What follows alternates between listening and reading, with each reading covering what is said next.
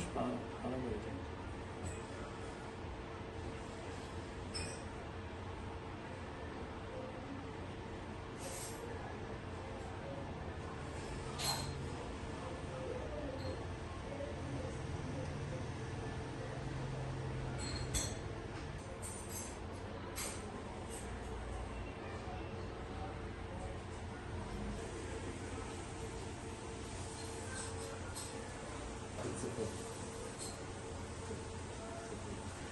Niye sen arabayı dışarı mı çıkarttın ha?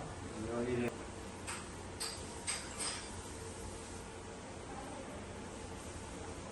3300 vermem lazım ona, 4300 verdim. Farkına varacağım.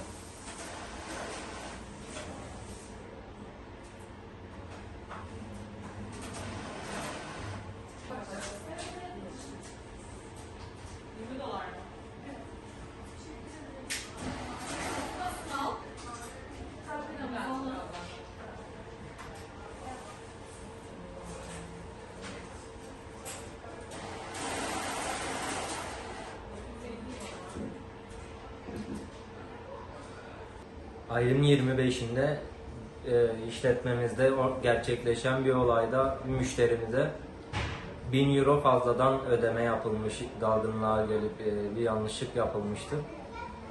Kendisi şu an görüyorsa ve bilgisi varsa gelip iadesini yaparsa şikayetçi olmayacağız kendisinden.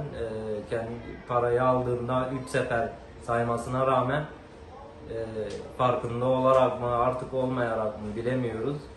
Kayıplara karışmıştır, kendisine ulaşamadık.